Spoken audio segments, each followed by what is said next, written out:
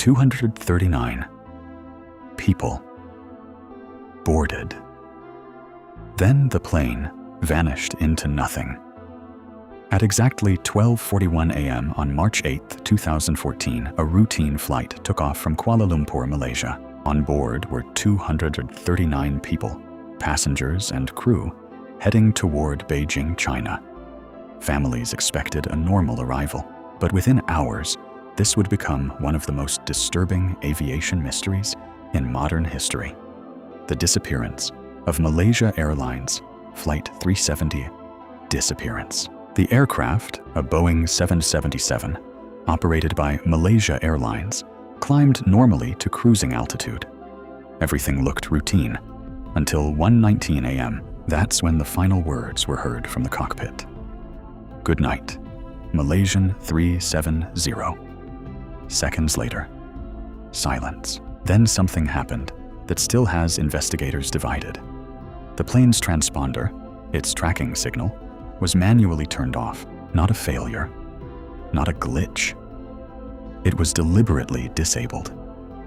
Military radar later revealed something chilling. The aircraft changed direction, turning sharply west, flying back across Malaysia, and heading out over the Andaman Sea. This wasn't an accident. This was controlled. For the next 6 hours, the plane continued flying, completely invisible to civilian tracking systems. The only clue came from satellite handshakes, automated pings between the aircraft and a satellite network. These pings suggested the plane flew south, deep into the Indian Ocean, one of the most remote and unforgiving places on Earth. No distress call, no emergency signal, no explanation. Just a ghost plane flying in silence. Investigators began asking the obvious question: who was in control? Attention quickly turned to the captain, Zahari Ahmad Shah, a highly experienced pilot. Some reports suggested unusual activity on his home flight simulator. Others pointed to potential political motivations, but no definitive evidence has ever proven he was responsible. Another theory? Hijacking. But no group ever claimed responsibility. No demands were made. Then came the debris. In July 2015, a piece of the plane, a flaperon, washed ashore on Réunion Island, thousands of miles from the search zone. Over time, more fragments were found along the coastlines of Africa and nearby islands. These confirmed one thing: the plane did crash. But where? And why?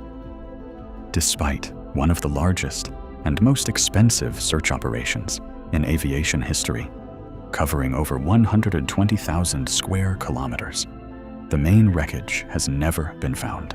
That raises a deeper, more unsettling possibility. What if the official search area was wrong?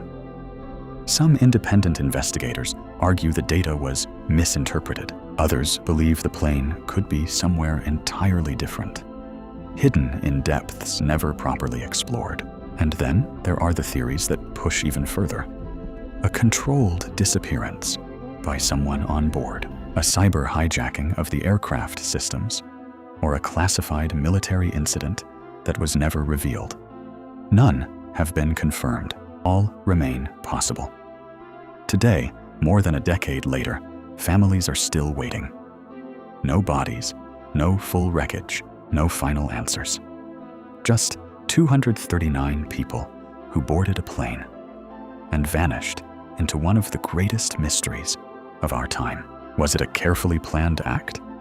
A catastrophic failure hidden by silence? Or something far more complex than anyone is willing to admit? This case remains open.